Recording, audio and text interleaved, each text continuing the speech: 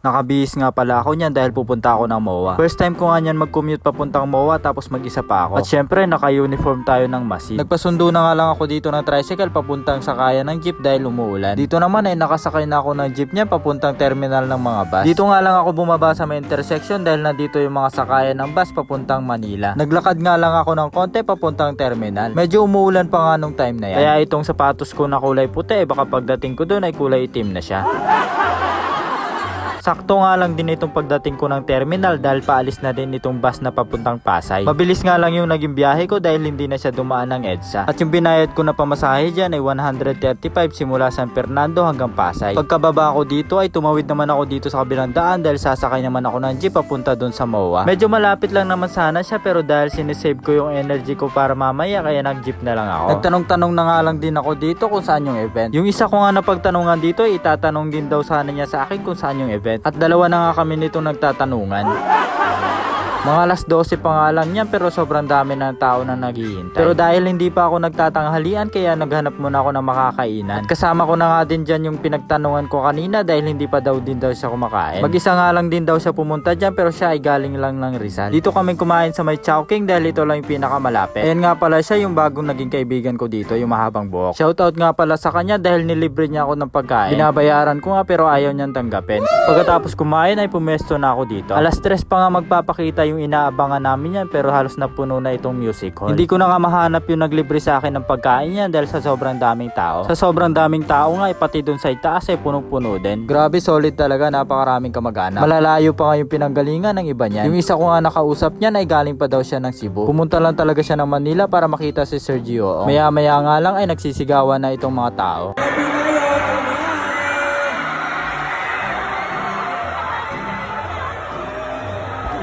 Akala nga namin yan ay si Sergio na, hindi pa pala. Hindi nga din basta-basta yung mga host nila dahil mga celebrity pa.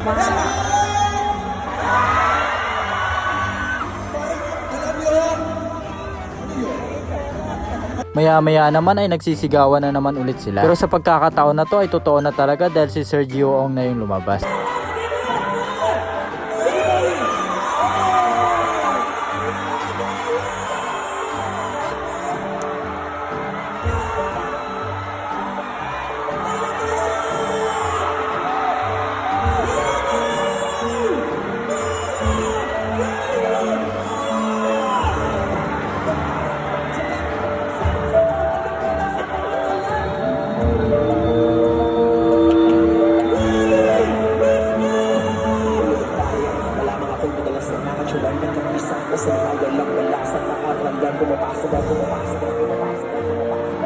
Tapos naman ay pinakilala naman itong mga iba pang OMFAM.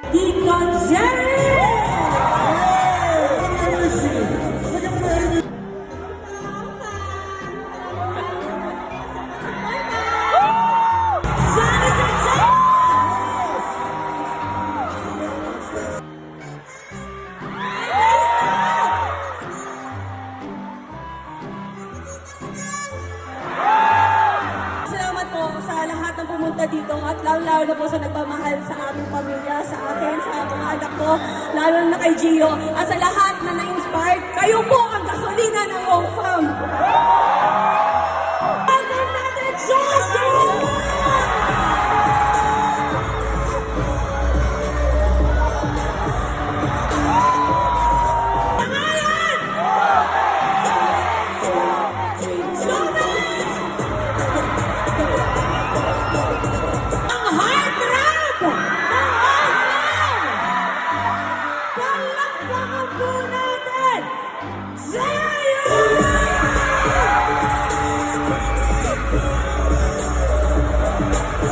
At syempre hindi tayo pwedeng umuwi hanggat hindi napipirmahan ni Sergio Ong itong t-shirt natin. Pagkatapos ko mapapirmahan at magpa-picture ay agad na rin ako umuwi. Dahil nga mag-aalas 9 na nga yan at baka wala na akong masakyan pa uwi ng Pampanga. Una ko nga sinakyan dyan ay bus carousel papuntang Pitex. Pero bumili muna ako ng makakain ko dito sa may 7-Eleven dahil hindi pa nga ako niya nagdi-dinner. Dito nga pala ako bumaba sa may Q-Mart dahil dito naman ako sasakay ng bus papuntang Pampanga. May nakakwentuhan nga ako niyan sa bus, galing pa daw siya ng Iloilo. Ang tagal nga namin nagkwentuhan yan simula Paranaque hanggang Cubao. Nakalimutan ko nga lang yung pangalan niya. Pero shoutout sa kanya dahil hinatid niya pa ako dito sa terminal kung saan ako sasakay ng bus papuntang Pampanga. Sayang nga lang dahil hindi na kami parehas ng bus na sasakyan niya dahil biyaheng Pangasinan na yung sasakyan niya. Ang bait nga ni kuya, sana nakauwi siya ng ligtas dun sa pamilya niya sa Pangasinan. Sobrang tagal nga umalis ng bus niya dahil hinihintay pang mapuno. Kaya nakarating ako dito sa may San Fernando ay 1:30 na ng gabi. Habang naghihintay naman ako ng jeep na sasakyan ko ay kumain na muna ako nitong pare. Nakauwi na nga ako niyan kaya yan na muna sa ngayon. Babu!